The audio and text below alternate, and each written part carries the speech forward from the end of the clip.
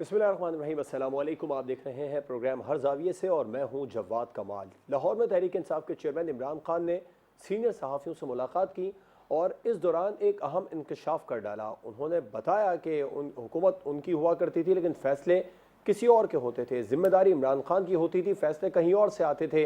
उन्होंने ये भी कहा कि 3.5 साल दौर हुकूमत में अगर आधी पावर भी मिल जाती तो शेरशाह सूरी से मुकाबला कर लेता, लेकिन पावर नहीं थी, इसका शिकवा उन्होंने किया।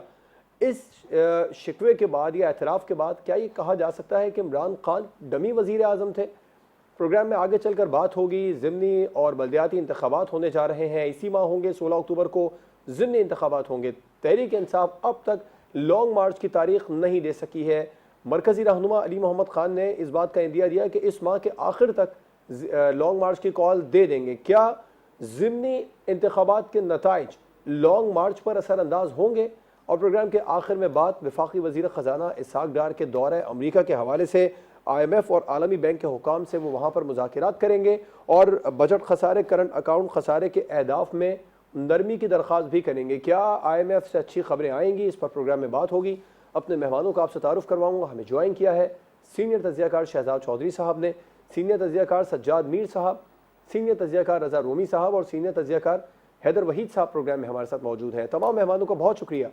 शहजाद चौधरी साहब, इमरान खान साहब कह रहे हैं हुकूमत मेरी और असल ताकत किसी और के पास थी। क्या इमरान खान डमी वजीर आजम थे? हाँ, हर फेल होने वाली हुकूमत आमतौर पे यही कहा करती है और कमाल है कि 4-4, 5-5 साल गुज़र जाते हैं और फिर बाद में कहते हैं कि मेरे पास वो असल ताकत थी नहीं। असल ताकत का आप इसे अंदाज़ा लगाइए कि इनके अपने जो पर्सनल एसेट्स हैं ना, वो मल्टीप्लाई करके कोई 8000 गुना भी हो जाया करते हैं किसी वक़्त में। लेकिन जो आपकी रियासत है और आपके अवाम है और आपकी जो हुकूमत का निज़ाम है, वो बेचारा बिल्कुल अबतर ही रहता है उसकी माशी हालत। तो ये कमाल के लोग हैं कि अपना हर काम जानते हैं, लेकिन सिर्फ वो जो ताकत है जिसके अंदर के वो समझते हैं कि वो पता नहीं क्या कमाल कर देते, शेरशाह सूरी बनते, वो उनके हाथ में नहीं होती। अच्छा चलें, कुछ बड़ी जल्दी-जल्दी बातें कर लेते हैं। एक्यूमेन क्या था इमरान खान साहब की हुकूमत के अंदर? कितना इकोनॉमिक इंटेलेक्ट था? उन्होंने पहले 2.5 साल हमें ये कहानी सुनाई कि हमें समझ ही नहीं आई, मैं तो तैयार ही नहीं था। मुझे तो पता ही नहीं था कि गवर्नेंस होती क्या और मैं सीख रहा था। और फिर उसके बाद चीफ सेक्रेटरी क्या मैंने तब्दील किए पंजाब के या फौज ने करवाए? आईजी पुलिस फौज ने करवाए। लोगों को घर भेजा इन्होंने, वो 2 हफ्ते बाद 3-3 हफ्ते बाद वो फौज ने उनसे करवाया। बुज़दार साहब को फौज ने लगवाया। किसके पास ताकत थी? इन ताकत तो इन्हीं के पास थी। इनको समझ ही नहीं आई, इनको पता ही नहीं था। उन्होंने कहा हम तो अभी सीख रहे हैं कि हमने हुकूमत कैसे करनी है। हमें कभी 6 महीने का मौका दे दें, कभी साल का मौका दे दें। एक चीज़ में मैं ज़रूर उनकी बात से किसी हद तक एग्री कर सकता हूँ, लेकिन मुझे उसमें भी कमाल उनकी तरफ से कोई होता हुआ नज़र नहीं आता था। फ़ॉरेन पॉलिसी के मामले में, फ़ॉरेन पॉलिसी और डिफेंस पॉलिसी पाकिस्तान की मरबूत है। ये आपस में जुड़ी हुई है। अनफॉर्चुनेटली आप अपनी डिफेंस पॉलिसी और फ़ॉरेन पॉलिसी को अलग नहीं कर सकते, दुनिया के किसी भी मुल्क के अंदर, किसी भी मुल्क के अंदर। और फिर उसके बाद पाकिस्तान, आप ये कह सकते हैं कि मैं इंडिया के साथ तल्लुकात बहुत अच्छे करना चाहता था, लेकिन मुझे फ़ौज ने नहीं करने दिए, क्योंकि फ़ौज का एक वो जो 75 साल से जो एक उनका है रवैया भारत के साथ या भारत के साथ जो मसाइल हैं, तो ये फ़ौज के मसाइल को अपने मसाइल से अलहदा रखना चाहते हैं। यानी फ़ौज है मरीख से आई हुई है और ये पाकिस्तान के बाशिंदे, ज़मीनी बाशिंदे हैं। इसलिए ये तल्लुकात और नहज पे रखना चाहते हैं और फ़ौज के जो जो जो एडवाइस होती है उसको डिफरेंटली देखना चाहते हैं। ये असल में वो क्या कहना चाहिए, असल में बदनीयती तो चलो मैं नहीं कहूँगा, लेकिन कुछ ऐसे ही चंद अल्फाज आप सोच लीजिए। मैं मुनाफ़िक़त भी नहीं कहता क्योंकि वो भी ज़रा सख्त हो जाता है, लेकिन ये अपनी नाकामियों, नाअहलियों, नालायकियों, नासमझियों, बेअक्ली का एक ऐसा इज़हार है जो कि बारहा, और मैं सिर्फ इमरान खान को नहीं कहता, हर आने वाली हुकूमत, जाने वाली हुकूमत ये कर। दूसरा, आप जब किसी के सिर पे बैठ के आए हो यार, तो फिर आप तो गुज़ारा करो। अगर आप में इतना दम होता तो आप अपने तौर पे आ जाते, तो फिर आप ये कहते आपका हक था, आप लड़ते। और ये ज़ुल्फ़िकार अली भुट्टो की मिसाल सामने रख लें। वो जब आया था ज़ुल्फ़िकार अली भुट्टो, तो उसने 2 चीफ घर भेजे थे खड़े-खड़े यूनिफ़ॉर्म के अंदर। अपने दफ्तर में बुला के कहा, "you are no more the chief, sacked, go home." और मुस्तफ़ा खर को कहा कि इनको लाहौर गवर्नर हाउस ले जाओ। और वो गाड़ी में बिठा के ले गया यूनिफ़ॉर्म के अंदर।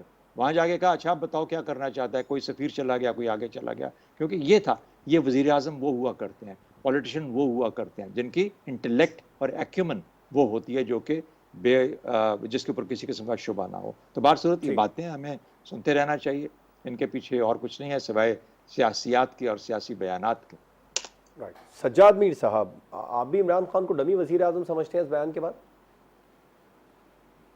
नहीं, अगर वो इमरान ना कहते तो भी हमें पता था कि सारे पावर उसके हाथ में नहीं होते, बल्कि सूरत हाल ये थी, वो भड़के तो बड़ी मारा करते थे, कहते थे हम सेम पेज पर हैं और फौज भी हमारी फौज है, इतना डिफेंड किया करते कि जिसकी इंतहा नहीं। ये तक तो कहा करते थे कि अगर एजेंसियां मेरे फोन टेप करती हैं तो ये उनका हक है कि उन्होंने मुझे मेरी हिफाजत करना होती है। इन तमाम बातों के बावजूद, इस तमाम अकड़ के बावजूद जो वो दिखाते रहे हैं, अंदर से वो अगर इतने खोखले थे, ऐसे थे, तो फिर तो हमें अफसोस ही करना चाहिए और क्या करना चाहिए। बाकी हुक्मरान जो रोते हैं, कहते हैं, नवाज शरीफ जो अपना बयान करते हुए झिझकते हैं, एहतियात से बयान करते हैं, जहाँ इससे पहले कुछ लोगों ने अगर बयान किया है तो मेरा ख्याल में ये एक कंटिन्यूटी है बात पे, इसको समझना चाहिए। इमरान खान का मसला ये था कि इनको कुछ भी नहीं पता था ना। ये ठीक कहा कि वो 2.5 साल तो ये कहते रहे कि मैं समझने में लग गए, हर चीज में कहते रहे कि हमें पता नहीं चला, कहते रहे कि अगर ये ना होता तो मैं शेरशाह सूरी होता। एक पठान कामयाब हुक्मरान हुआ, सब कॉन्टिनेंट में नाम भी लिया तो उसी का लिया। भाई वो तो सड़कें बना गया था, आप सड़कें नहीं बना सकते थे। ये तो नवाज शरीफ ने भी कर लिया था, मोटरवे बना लिए थे और बहुत से लॉजिस्टिक के मसाइल तय किए थे। सी पैक का मनसूबा बरूए अमल लाए थे, बहुत से काम कर गए थे। कुछ देर और रह जाते तो मेरा ख्याल में यहाँ पेशावर से लेकर लाहौर तक मोटरवे बन चुका होता, जो सक्खर तक रुका हुआ है, उधर हैदराबाद तक रुका हुआ है। ये शेरशाह सूरी वाला काम तो आप कर सकते थे। शेरशाह सूरी ज्यादा तो इसी बात से मशहूर है कि जीटी रोड उसने बनाई थी, फिर उसने बंदोबस्त ऐसे किए थे कि रास्ते में डाक की ठिकाने थे, रुकावट, वहाँ रुकते थे घोड़े, फिर वो आगे चलते थे, एक लिंक कर दिया था पूरे मुल्क। जी। आप मोटरवे पे जाएं, आपको 8 रास्ते में ऐसे पड़ाव मिलते हैं। जो मोटरवे का इफ्तिताह इन्होंने किया है मुल्तान तक लाहौर से, वहां रास्ते में है ही कोई नहीं, पेट्रोल पंप ही नहीं है, ठीक। खाने पीने की जगह कोई नहीं है, शायद जिससे रेस्ट रूम कहते हैं वो कोई एक आध हो। तो बात यह है कि बहुत से काम ऐसे हैं जो करने के लिए आपको कोई रोकता नहीं था, ठीक है, और वो करते हैं तो शायद शेरशाह सूरी कहलाते हैं। लेकिन आप कहते थे मुझे समझ नहीं आती, मुझे कभी एक दिन एक ब्रीफिंग दी जाती है, दूसरी ब्रीफिंग दी जाती है, ठीक है आपको मीर बेवकूफ साहब। बनाया जाता है, आप बेवकूफ होंगे, बेवकूफ बनते रहे। तो मेरा ख्याल में रोना नहीं रोए, मुल्क का सिस्टम ऐसा ही है, ऐसा ही चल रहा है। अगर इससे आपको निकलना है, निकालना है, तो वो कॉन्फ्लिक्ट से नहीं होगा जो आप कर रहे हैं, उसके लिए ठीक अकल है, चाहिए, हमाकत नहीं चाहिए। बिल्कुल ठीक है। रजा रोमी साहब, आप क्या समझते हैं? इमरान खान साहब ये कह रहे हैं कि हुकूमत मेरी, असल ताकत किसी और के पास थी। क्या इमरान खान डमी वजीर आजम थे? इमरान खान साहब जो हैं, मुझसे पहले शहजाद चौधरी साहब ने और सजाद मीर साहब ने बड़ी वजाहत से ये बता ही दिया है कि इमरान खान साहब जो हैं वो अब हमेशा जो इक़्तिदार में निकाले जाने के बाद और इस्टेब्लिशमेंट के साथ फड्डा करके, तो अब उनको ये सारी बातें याद आ रही हैं। हकीकत तो ये है कि वो उनको लाने वाली ही इस्टेब्लिशमेंट थी, वो उसी अंडरस्टैंडिंग के साथ यहाँ पर आए थे कि एक हाइब्रिड हुकूमत के वो सरबराह होंगे, जहाँ पे वो मिलजुल के फैसले करेंगे। इसीलिए वो बड़े ही फखरिया अंदाज में कोई दिन में मेरे ख्याल से 3-4 बार वो और उनके वज़रा 1 पेज का जिक्र करते थे। 1 page, 1 page, 1 page, press conferences उठा लीजिए, इंटरव्यूज उठा लीजिए, और फिर वो थकते नहीं थे एस्टेब्लिशमेंट की तारीफें करने कि जी जनरल बाजवा से ज़्यादा जमहूरी कोई आर्मी चीफ नहीं रहा, और मेरे तो फ़ोन टेप होते हैं इसलिए कि मैं ईमानदार हूँ, तो ये तो उनका काम है अपने हुकूमत के सरबराह को प्रोटेक्ट करना, उस पर नज़र रखना। ये सारी बातें वो रिकॉर्ड पर है, कोई हम घर नहीं रहे उनको। और अब ये क्या हुआ यकायक कि अप्रैल 2022 के बाद वो सारी बातें भुला दी गई, और अब उनको याद आ रहा है कि जी उनके हाथ में इक़्तिदार नहीं था और उनके हाथ में वो डमी वज़ीर आज़म थे या जो भी थे। बात यह है कि उनके पास बिल्कुल थे इख्तियारात, और वो उसका उन्होंने इस्तेमालकार थे, वो और उनकी टीम के कई कलीदी मेंबरान पहली बार वो वजारतों में आए थे। दूसरी बात ये है कि उन्होंने जो है कोई इस किस्म की इंडिकेशन अपने दौरे इक़्तिदार में नहीं दी। अगर वो समझ रहे थे कि उनको मुकम्मल पावर नहीं मिली तो वो छोड़ देते, क्योंकि वो तो अपने आप को कहते हैं मैं रवायती सियासतदान नहीं हूँ, मैं तो इक़्तिदार का भूखा नहीं हूँ, मैं तो इन बाकी चोरों डाकुओं की तरह नहीं हूँ। तो वो इस्तीफा दे देते, ऐलान कर देते जी मुझे तो हुक्मरानी नहीं करने दी जा रही, तो छोड़ देते। ऐसी क्या बात है? लेकिन वो भी नहीं करना और ये सब कुछ बाद में अटैक भी करना है। जहाँ तक फैसलों का ताल्लुक है, देखिए उस्मान बुज़दार के बारे में ये कहा जाता था कि वो इमरान खान साहब की चॉइस है, पंजाब को उन्होंने उसके थ्रू रूल किया और इस्टेब्लिशमेंट जो उसको नहीं चाहती थी, बुज़दार को उन्होंने मशवरा भी दिया कई बार कि उसको रिमूव कर दिया जाए। पंजाब पाकिस्तान का सबसे बड़ा सूबा है और पंजाब का वज़ीर आला जो है इमरान खान की बहुत सारी जो उनकी हुकूमत की नाकामियां जो हैं माशी फ्रंट पे तो अलग एक कहानी है, लेकिन पंजाब के लेवल के ऊपर तो उनके ये जी। जो दो चॉइसेस उन्होंने की थी खैबर पख्तूनख्वा और पंजाब में, ये उनकी मर्जी के मनपसंद वज़ीर आला लगे थे वहां पर। ठीक है। तो वो कैसे कह सकते हैं कि वो काम नहीं कर रहे थे? और फिर जैसे मीर साहब ने कहा कि इंफ्रास्ट्रक्चर बनाने से कौन रोक रहा था उनको? सीपैक को ठप कर दिया गया। ये भी क्या उनसे करवाया गया था या खुद ही उनके तो जो वजीर थे उन्होंने पहले दूसरे तीसरे दिन जो है वो कहा कि जी चीन हमारे साथ ज्यादती कर रहा है। एक और वजीर ने करप्शन का इल्जाम लगा दिया, वो पाकिस्तान के लिए एक बहुत बड़ी एम्बेरसमेंट बन गया। तो ये सारी बातें जो हैं ये काश के इमरान खान साहब जो हैं बाकी सियासतदानों की तरह ना बिहेव करते, लेकिन इस बयान के बाद तो वो उनमें और बाकियों में कोई खास फर्क नहीं है, बल्कि एक ही थाली के छाटे पट्टे लग रहे हैं सारे। राइट। हैदर वहीद साहब, इमरान खान साहब कह रहे हैं कि उनके हाथ में कुछ भी नहीं था, इख्तियारात नहीं थे, तो क्या वो डमी वजीर आजम थे? देखिए, इमरान खान साहब ने बहुत सारे इख्तियारात ऐसे भी इस्तेमाल किए जहाँ पे बिल्कुल भी इस्टेब्लिशमेंट जो है वो बुज़दार साहब का हुआ। इसी तरह से खान साहब की शख्सियत भी कुछ ऐसी है कि वो बात मानते हुए भी जो है वो कोशिश यही करते थे हमेशा कि लगे कि जैसे कि वो लीड कर रहे हैं इस वन पेज को, और जो भी कहे कि ये सिलेक्टेड थे, और जाहिर है कि सिलेक्टेड तो वो थे, लेकिन वो कभी भी पसंद नहीं करते थे इस टैग को।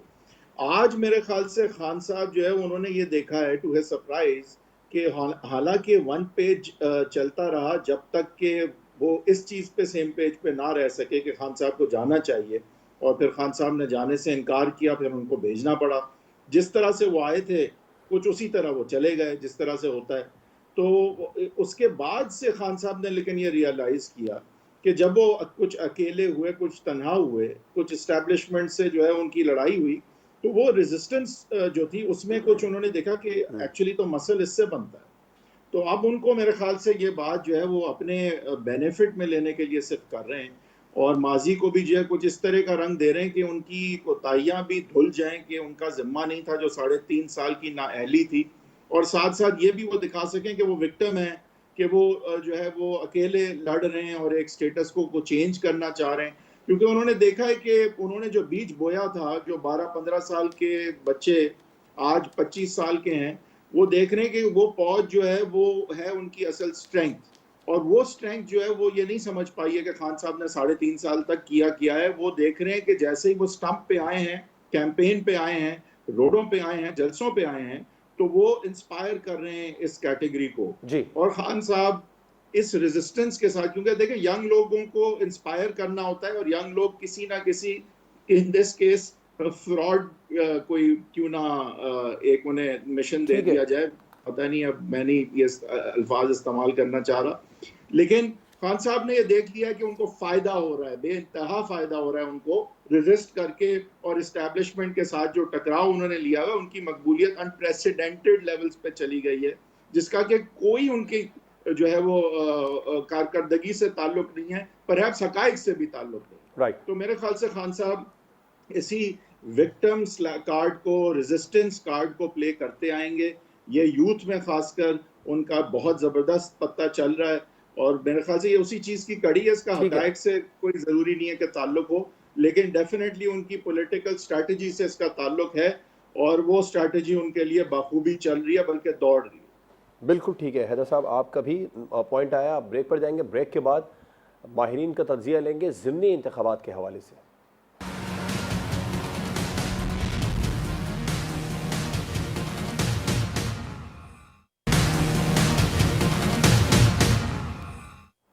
Welcome back. ज़िमनी इंतखाबात और बल्दियाती इंतखाबात अब अपने वक्त पर ही होंगे, तो हम तहरीक इंसाफ अब तक लॉन्ग मार्च की कॉल नहीं दे सकी है। क्या वो ज़िमनी इंतखाबात के नताइज का इंतज़ार कर रही है? सजाद मीर साहब, ज़िमनी इंतखाबात के नताइज लॉन्ग मार्च पर असरअंदाज होंगे?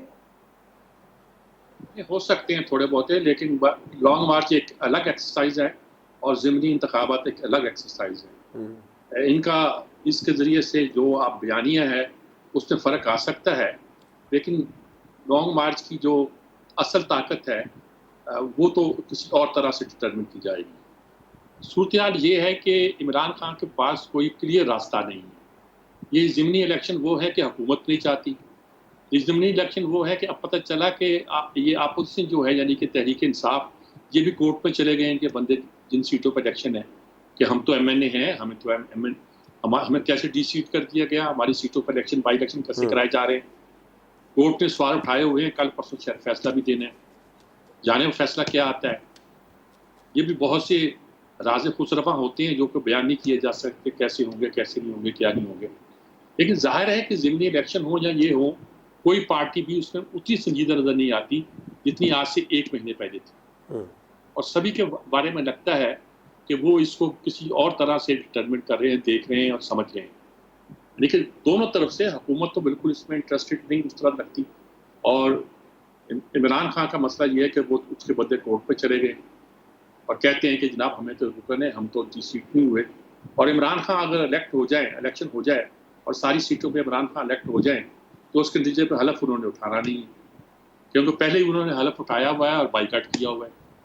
तो ये एक अजीब व गरीब सूरत हाल, कन्फ्यूजन की सूरत हाल है जो हमारे साथ डेमोक्रेसी के नाम पे खेली जा रही है, और इसके असरात जो भी होंगे वो तो बहुत सारे हो सकते हैं। लेकिन ये कि हमारे लिए सोचने की बात है कि मुल्क किस तरफ हम ले जा रहे हैं, किस तरफ धकेल रहे हैं और क्या सूरत हाल पैदा। रज़ा रोमी साहब, आप भी इस बात से मुत्तफ़िक़ हैं कि ज़िमनी इंतखाबात के नताइज जो है वो लॉन्ग मार्च पर असरअंदाज हो सकते हैं? देखिए, बिल्कुल असरअंदाज हो सकते हैं, लेकिन जैसे मीर साहब ने कहा कि अभी तो ये वाज़े नहीं है कि गए में PTI के, और एक तो वो बहुत बड़ा फैक्टर होगा मजीद गोइंग फॉरवर्ड। लेकिन दूसरी एक अहम बात यहाँ पर जो कहनी ज़रूरी है वो ये है कि बिल्कुल इमरान खान साहब जैसे एक ही वो 8 नशिस्तों से उन्होंने अपने आप को उम्मीदवार मुकर्रर किया है, तो ये ज़िमनी इंतखाबात जो है उसको वो एक पॉपुलैरिटी का टेस्ट भी बना रहे हैं कि अगर ये वाकई में हो जाते हैं और उसके बाद PTI को खातिर ख्वाह कामयाबी मिलती है, तो वो फिर से दोबारा ये दिखा सकेंगे कि इस वक्त अवाम की तायीद और अवाम की बैकिंग उनको हासिल है। और जो वो प्रेशर बढ़ा रहे हैं हुकूमत के ऊपर और इस्टेब्लिशमेंट के ऊपर कि जल्दी इंतखाबात कराए जाएं और उनको वापस इक़्तिदार में लाया जाए, तो उस प्रेशर में मज़ीद इजाफा भी होगा। तो ये उनकी इस वक्त जो है स्ट्रेटजी तो यही है, क्योंकि पार्लियामेंट में तो वो इंटरेस्टेड नहीं है कि अगर वो पार्लियामान में आकर वो बैठें और वो आकर यहाँ पर जो है अपना जो फरीज़ा जिस मकसद के लिए अवाम ने उनको और उनके PTI के MNAs को वोट दिया था 2018 में, वो आके अपना वो काम करे पार्लिमानी रवायात के मुताबिक। लेकिन उसमें तो वो इंटरेस्टेड ही नहीं है। पार्लियामेंट में वो खैर गवर्नमेंट में जब थे तो वो इंटरेस्टेड नहीं थे, बहुत कम गए, और उनकी हुकूमत भी ऑर्डिनेंसेस के जरिए चलती रही, जैसे कि आप सबको मालूम है। और अभी भी जो इलेक्शंस हैं ये सिर्फ एक रास्ता है उनकी मकबूलियत और उनके जो बयानिए की मकबूलियत के इजहार के लिए। जैसे अभी ये कह रहे थे हैदर साहब पहले, तो उसमें कोई शक नहीं है कि इमरान खान साहब की मकबूलियत में इजाफा हुआ है, और खुसूसन जो उन्होंने लाइन ली है एंटी एस्टेब्लिशमेंट, चाहे वो सिलेक्शन दोबारा सिलेक्शन के लिए ही क्यों ना ली गई हो, लेकिन उसका असर तो बिल्कुल पड़ा है। और उसके ठीक है। लिए ऑन ग्राउंड हम देखते हैं कि उनके जलसों की जो तादाद है, जो शुरका की तादाद है, वो भी बेहतर हुई है ठीक। और बड़ी है। और उसके अलावा ये कि इस वक्त मुल्क में वो उनके जो है पाए का लीडर, जिसकी के अवाम के साथ इतनी बराह रास्त एक रिलेशनशिप हो, जी। वो उस वक्त मौजूद भी नहीं है क्योंकि नवाज शरीफ मुल्क से बाहर है। हम्म। तो मेरा ये ख्याल है कि ये एक प्रेशर टैक्टिक ही होगा। और लॉन्ग मार्च तो जारी बात है, देखिए वो हर तरीका इस्तेमाल कर रहे हैं कि ज़िमनी इंतखाबात में वो जीत के दिखाएं, लॉन्ग मार्च वो करें, दबाव में ले आए गवर्नमेंट को और एस्टेब्लिशमेंट को भी बार बार इन्हें चुभोए मानी जाए। जी ठीक है। हैदर वही साहब, ज़िमनी इंतखाबात के नताइज लॉन्ग मार्च पर असरअंदाज हो सकते हैं?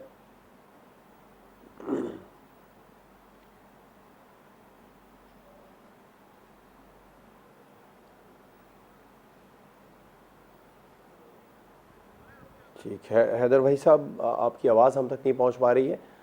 ज़िमनी इंतखाबात के नताइज आप समझते हैं लॉन्ग मार्च पर असरअंदाज होंगे? जी जी, मेरे ख्याल से देखें, एक तो मुमकिन ये भी है कि खान साहब के लिए ये फेस सेविंग साबित हो और वो इलेक्शंस जीत के पार्लियामान का रुख करें, लॉन्ग मार्च उस तरह से ना करें। सियासी तौर पे खान साहब अब लॉन्ग मार्च से उनका अलहदा होना भी इंतहाई अब मुश्किल हो गया है। और ये ज़िमनी इंतखाबात नो डाउट जो पिछले हुए थे वो आई थिंक बहुत बड़ा टर्निंग पॉइंट था, क्योंकि देखिए जलसे तो खान साहब पहले भी बड़े करते थे, बेशक इतने बड़े या इतने ज़्यादा नहीं करते थे, इतने रोज़ रोज़ नहीं करते थे, फ़र्क तो है, नज़र आता है। लेकिन जलसे महज जो है वो पैगाम या वो इंटिमिडेशन ना होती उनकी अगर वो कपल्ड विद ये बाई इलेक्शन के रिजल्ट्स ना होते, जिसमें लाहौर भी शामिल था और पूरे तूले अर्ज से पंजाब की कंस्टिट्यूएंसीज थी। तो इसलिए मेरे ख्याल से ये बाई इलेक्शन जो है इनकी एक अहमियत तो होती है। और बाई इलेक्शन जो है अगर खान साहब इस दफा भी जीते तो उसका एक प्रेशर होगा, पहले वाले की तरह तो नहीं। पहला तो बहुत ही आई थिंक मॉन्यूमेंटल इस तरह से था कि ये कभी होता नहीं है कि आपको जब तो जो आपको बाहर निकालते हैं उनकी रजामंदी के बगैर आपको इलेक्शन जीत जाए और एक पार्शियल विक्ट्री भी ले लें। जाहिर है वो ओवरऑल विक्ट्री तो नहीं थी खान साहब की, इन एज मच एज के वो पावर में तो नहीं है अभी फेडरल गवर्नमेंट। ठीक। शहजाद चौधरी साहब, आप क्या समझते हैं, ज़िमनी इंतखाबात के नताइज लॉन्ग मार्च पर असरअंदाज होंगे? मेरा ख्याल है, देखिए उससे ज़्यादा ज़रूरी ये है कि ये इमरान खान साहब असल में लॉन्ग मार्च में करना क्या चाहते हैं। वो चाहते हैं कि एक फ्रेंच रेवोल्यूशन जिस तरह आई थी, या इरानियन रेवोल्यूशन को जिस तरीके से 79 में आई, उसको जिस तरीके से वो रेवोल्यूशन आई तो ये उसको लीड करते हुए जो बैस्टिल को उन्होंने स्टॉर्म किया और उसके बाद वो फिर बादशाह के तौर पे मजबूत तौर पे उभरें, ये उनका मकसद है। क्या ज़िमनी इंतखाबात या उनकी पॉपुलैरिटी उनको उस नहज पे, उस लेवल पे ले जा सकती है कि वो ये काम कर दिखाएं? पहली बात। दूसरी बात ये कि क्या पाकिस्तानी अवाम का मिजाज ऐसा है, इंतखाबात का नतीजा जो भी हो, उनका इंतखाबात का असर बाहर सूरत किसी न किसी शक्ल में सियासी तौर पर तो पड़ेगा, लेकिन क्या लॉन्ग मार्च पे पड़ेगा, क्या लॉन्ग मार्च के मकासद पे पड़ेगा? ये वो चीज़ है जिसको कि हम अपनी जो एक यूजुअल सियासी बहस है उसमें शायद भूल जाते हैं कि ये क्या चाहते क्या हैं। अपनी पोजीशन को इस्टेब्लिश करना चाहते हैं, उनकी पार्टी में बहुत सारे मसाइल हैं, उनके बहुत सारे सियासी वर्कर्स और लीडरान शायद इस तरीके से सियासत नहीं करना चाहते जिस तरफ इमरान खान साहब लेके पार्टी को जा रहे हैं या वर्कर्स को लेके जा रहे हैं, और इसलिए इस्तीफ़ों के ऊपर और बाकी चीज़ों पे असल में ज़िमनी इंतखाब का जो नुकसान है वो हो सकता है PMLN को। अगर वो पुअर परफॉर्म करेगी तो एक हाउस डिवाइडेड नज़र आएगा, लेकिन फ़ायदा उनको बिल्कुल नहीं होगा अगर वो जीत भी जाएं। हाँ, आप डेंट डालेंगे थोड़ा सा इमरान खान की पॉपुलैरिटी पे या उसके उस मोमेंटम पे, लेकिन क्या इमरान खान इसको इस्तेमाल कर सकता है अपने हक में? उसके पास ज़्यादा चांसेस हैं कि वो अगर हर जगह से कामयाब हो जाए तो वो उसको कंटिन्यूटी के अंदर अपने लिए इस्तेमाल कर सकता है। तो इमरान खान को फ़ायदा होने के चांसेस ज़्यादा हैं, और अगर वो नहीं कर पाता तो फिर उसका भी जो मुंतशिर किस्म का निज़ाम है वो कायम रहेगा। तो मेरा ख्याल है कि इस तरफ ज़्यादा चांसेस नज़र आते हैं कि इनके असरात होंगे, लेकिन जो इमरान खान लॉन्ग मार्च से चाहते हैं वो एंटायरली डिफरेंट एक सीन लेके क्रिएट करना चाहते हैं। बिल्कुल ठीक है। ब्रेक पर जब जाएंगे हम, और ब्रेक के बाद बात करेंगे वज़ीर ख़जाना इसहाक डार की अमेरिका यात्रा की।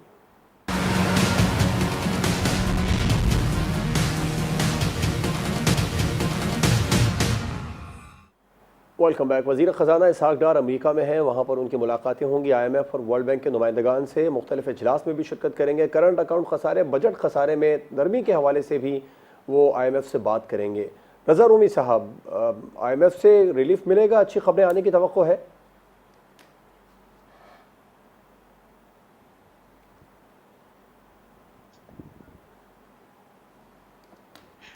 जी बिल्कुल, मेरे ख्याल से देखिए IMF से रिलीफ बिल्कुल मिलेगा। जो पाकिस्तान में हालिया सैलाब की तबाहकारियां हुई हैं, उस ज़िमन में पाकिस्तान का अब यही मुतालबा है कि एक तो जो कुछ कंडीशंस जो होती हैं उनको रिलैक्स किया जाए। उसके अलावा ये कि इजाफी जो फंडिंग है या सपोर्ट है इस वक्त वो पाकिस्तान को ज़रूरत है। अगर आपको याद हो तो कोविड जब आया था तो 2020 में, तो उस वक्त भी IMF के प्रोग्राम के तहत पाकिस्तान को रिलीफ मिला था। मगर इस वक्त जो बड़ा मामला ये है कि सिर्फ IMF के साथ रिलीफ जो है वो काफ़ी नहीं होगा। असल बात यह है कि जो पाकिस्तान के कर्ज़ों की जो अदायगी है, जो वाजिबुल अदा कर्ज़े हैं मगरिब को और मगरबी इंस्टीट्यूशंस को, प्राइवेट जो बायलैटरल लोन्स जो हैं, चाइना के जो लोन्स हैं, वहाँ पे पाकिस्तान को रिलीफ मिले। एक तो किस्तों की अदायगी में ताख़ीर हो और दूसरा है कि कुछ कर्जा माफ़ भी हो, क्योंकि पाकिस्तान में जो इस वक्त तबाहकारियाँ आई हैं 20 से 30 अरब डॉलर्स जो हैं वो उसका तखमीना, नुकसान जी हुआ जी। है। उसका तखमीना जो है वो अब अभी लगाया जा रहा है, अभी वो तैयार होगा, लेकिन इब्तदाई तो फिगर्स यही थे। तो इस जी वक्त पाकिस्तान को शदीद जो है रिलीफ की ज़रूरत है, और ठीक। खुसूसन कर्जा जात के हवाले से, क्योंकि हम इस वक्त मुतहम्मिल हो ही नहीं सकते कि अगर एक तरफ हमने सैलाब की से जो तबाहकारियां हुई हैं उनको बिल्ड करना है और दूसरी तरफ हम किस्तें भरते रहें। जी ठीक। हैदर वहीद साहब, IMF से अच्छी खबरें तवक्को की जा सकती हैं वज़ीर ख़जाना इसहाक़ डार के वहाँ होने के बावजूद?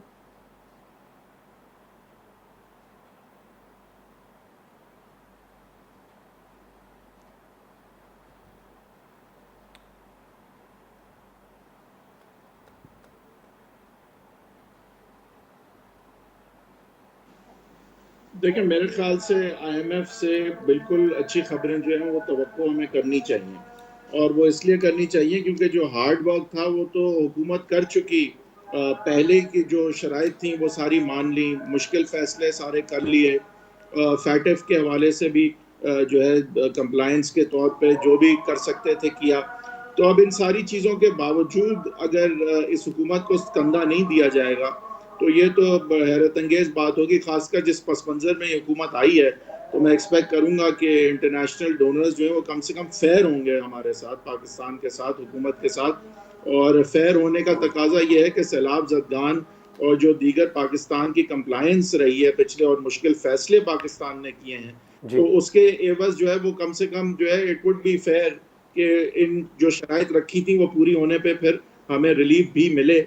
ये अफ़सोस की बात है कि हम इन्हीं टर्म्स में बात करते हैं कि डोनेशन मिलने ना मिलने की हद तक बात करते हैं। लेकिन फिर भी मेरे ख़्याल से कि डोनर एजेंसीज़ और दोस्त ममालिक से कुछ ना कुछ खुशखबरी ज़रूर आनी चाहिए। ये नाकाफ़ी होगी अगर इस पे हम रिलाई करेंगे अनएंडिंगली, लेकिन बहरहाल कुछ रिलीफ तो ज़रूर मिलना चाहिए। राइट। शहजाद चौधरी साहब, इसहाक़ डार साहब अमेरिका में हैं, आप क्या समझते हैं? अच्छी खबरें वहाँ से अब आएंगी? उनकी मुतादिद मुलाकातें होंगी IMF और वर्ल्ड बैंक के नुमाइंदगान से। मेरा ख्याल है जिसको हम अच्छी खबर कहते हैं अवाम की सतह तक, मिसाल के तौर पे महंगाई किसी तरीके से, पेट्रोल की कीमतें, बिजली की कीमतें ये कम हो जाएं या उस तादाद में उस लिहाज से ना बढ़ें जैसे बढ़ रही थी, तो उसको हम रिलीफ कहेंगे और इसी को रिलीफ ये हुकूमत गर्दानेगी। अब IMF चाहता क्या आपसे? एक तो डेट का जिक्र हुआ, कर्ज जो आपने लिया है उसको वापसी का आपके पास तरीका है या नहीं है, ताकि वो फिर अपनी मोहर सख्त करें और कहें कि हाँ इनको कर्ज दिया जा सकता है। साथ ही साथ रेवेन्यू और लाइबिलिटीज़ का भी होता है। वो कहते हैं कि आप रेवेन्यू स्ट्रीम बढ़ाएं और अपने अखराजात को कम करें, उससे होता है आपकी ग्रोथ रेट कम हो जाती है। तो जब वो ये है IMF का टोटल प्रिस्क्रिप्शन। अब आप एज ए हुकूमत ये बताते हैं कि मैं रेवेन्यू कैसे बढ़ाऊंगा और मैं अपनी लाइबिलिटीज़ को या अखराजात को कम कैसे करूंगा। अगर आपके पास कोई ऐसा गुर है, मिसाल के तौर पे डार साहब के आने के बाद डॉलर जो है वो काफ़ी नीचे गया और ये कह सकते हैं कि मैं इसको और नीचे लेके जाऊंगा, इस लेवल तक ले जाऊंगा, मेरे कर्ज इतने कम हो जाएंगे, जो तेल की कीमत है मैं उसमें इतनी रिलीफ दे पाऊंगा, वगैरह वगैरह, इस किस्म की जो चीज़ें हैं। तो हर हुकूमत के पास एक नैरेटिव हुआ करता है जब वो IMF से डील करता है या किसी से भी आप डील करें। तो मेरा ख्याल है कि डार साहब के पास वो तमाम जिसे कहते हैं ना कि ट्रिक्स ऑफ द ट्रेड मौजूद हैं कि वो इनको कन्विंस कर सकते हैं कि हाँ, मैं ये आपके जो रिक्वायरमेंट्स हैं इनको पूरा कर लूँगा, लेकिन किसी और तरीके से, और वो फिर उनको वो सहूलत देंगे कि हाँ, उस तरीके को आप इस्तेमाल करें। अब क्या इसके असरात बाद में जाके नेगेटिव आएंगे या नहीं आएंगे जब ये 6, 7, 8 माह के अंदर ये अपनी स्ट्रैटेजी चला लेंगे? यकीनन आएंगे, उसी तरीके से जो कि हर आने वाली हुकूमत ये कहती है कि ख़जाना पीछे से खाली हो गया, क्योंकि रेवेन्यू आपने उस तरीके से बना तो लिया दिखाने के लिए, लेकिन खर्च भी साथ साथ करते रहे। तो इससे ये बाकी डिटेल्स हैं, लेकिन कहने का मतलब ये हुआ कि आपको जिसको हम रिलीफ आप समझते हैं, वो ज़रूर आपको डार साहब के वक्त में नज़र आएगी। असरात इसके अलबत्ता बुरे ही होंगे जब इलेक्शन के बाद नई हुकूमत आएगी। सज्जाद मीर साहब, आप भी इस बात से इत्तेफाक करेंगे कि अच्छी खबरें आएंगी IMF के हवाले से, इसहाक डार साहब अच्छी खबरें भेजेंगे वहाँ से? असल बात यह थी कि इंटरनेशनल अदारे UNO समेत इस बात पे कन्विंस हो चुके हैं कि पाकिस्तान झूठ नहीं बोल रहा, तो मजलूमियत का ड्रामा नहीं रचा रहा, बल्कि सचमुच फितरत ने उसके साथ बहुत बड़ा मजाक किया है और एक ऐसी आफत आई है जिस पर उसका कंट्रोल नहीं था। ना उसकी इकोनॉमी की पॉलिसियों का कंट्रोल था, ना उसकी सियासत का कंट्रोल था। ये बात इंटरनेशनल अदारे पूरे मान चुके हैं। UN को सेक्रेटरी जनरल समेत सब ने इसकी तस्दीक कर दी है। वर्ल्ड बैंक भी यही कह चुका है और सब यही कहते हैं कि पाकिस्तान इतनी मुश्किल हालात में है, 4 मुल्कों में गिना गया उसे, कि जो अगर उनको फौरी रिलीफ न दी गई तो वहाँ के लोग जो हैं लो पॉवर्टी लाइन उनकी तादाद बढ़ जाएगी। जब ये सारे इस बात पे कन्विंस हैं और उसके बाद वो अमल नहीं करते, तो इसका मतलब है इंसानियत दुश्मन है, इंसानियत खुश है, उन्हें कोई एहसास ही नहीं है। यानी हम कोई भीख नहीं मांग रहे हैं। आमतौर पर कहा जाता है कुछ को लेके जाना, ये आफाकी एक जो मुसीबत आई है उसमें हमारा तो कोई कंट्रोल नहीं है। कंट्रोल उन इंडस्ट्रियलाइज कंट्री का है अगर कहा जाए, जिनकी वजह से ये मौसमी तब्दीली पैदा हुई है, और मेरा ख्याल में अब किसी के काबू में भी नहीं है।